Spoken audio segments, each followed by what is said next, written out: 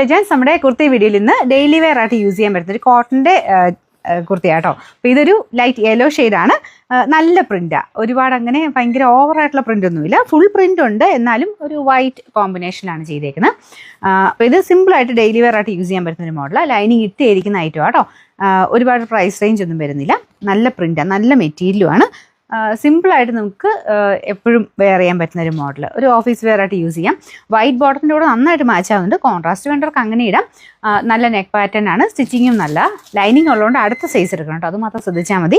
ലൈനിങ്ങോടുള്ള cotton material എപ്പോഴും തന്നെ അടുത്ത സൈസ് എടുക്കേണ്ടി വരും.